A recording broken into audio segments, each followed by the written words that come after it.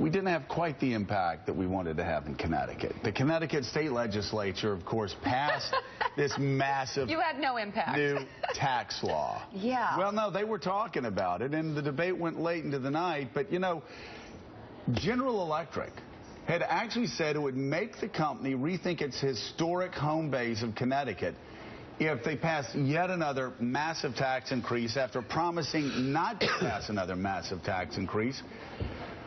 And now General Electric is doing just that. In an email to its employees yesterday, CEO Jeff Immelt wrote that he's assembled an exploratory team to check out the company's options to move to a state with a more pro-business environment. And unfortunately for Connecticut, there are about 49 states that have a more pro-business environment than the nutmeg state. The email said potential impact on employees would be one of the considerations. And this is just bad business. I mean, these new taxes on businesses, first of all, they came after a massive new tax increase was passed a couple of years ago, which is why Governor Dan Malloy made this pledge while he was running for re-election just a couple of months ago. I don't believe there will be a budget deficit, and I've pledged that there won't be one, and I've also pledged that there will not be a tax increase. That's not a promise I made 4 years ago. And then the governor made this promise a month later. Let me be very clear. There will not be a deficit, nor will there be a tax increase. I never took a pledge not to raise taxes the last time. This is absolutely. It's insane. And Donnie, listen to these numbers. Just a few points on my home state of Connecticut. It's one of only 4 states that lost population last year. It was last in job creation last year. It's been dead last in job creation since 2008.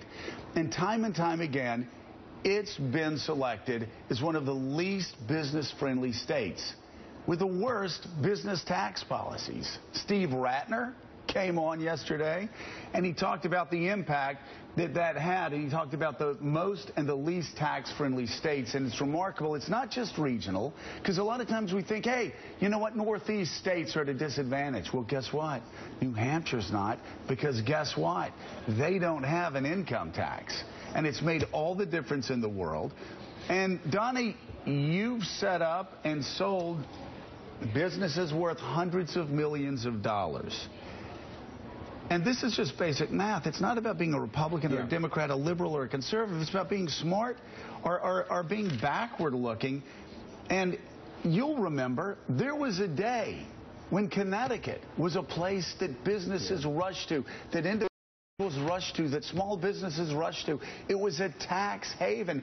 People said, I'm going to go set up my business in Connecticut so I don't have to deal with New York or New Jersey's taxes. It's now become just as bad. It's not even a partisan issue, and as you said, it's a common sense issue. You know, General Electric, you talk about, look up in the dictionary, U.S. corporation, and you come up with General Electric. And it gets to the point with Jeff Immelt, who's one of the best CEOs, one of the smartest guys. A great CEO. And a popular CEO. And by the way, he loves Connecticut. Yeah, I mean, he loves so the this state. is not some, .com company. This is and this is also not a guy that's going, I'm going to incorporate in Dublin, Ireland. This is a guy that plays within the lines. And for him to get to this point. Jeff raised his family in Connecticut. He loves Connecticut. There's no state in the country he'd rather be in it.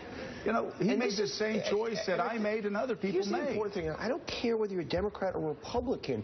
You cannot fundamentally, arithmetically, have a situation where you are forcing business to leave. You're going to go out of business as a state. It just doesn't work. And this governor is not going to get reelected. I mean, you cannot run on that. No, and there have been so many businesses that have been fleeing the state since Lowell Weicker in 1991 started it with an income tax. And it's a state that has extraordinary advantages and resources in terms of the people and the location and the history, and just being squandered because they have not been able to put policies in place that actually would encourage people to come into the state as opposed to leave.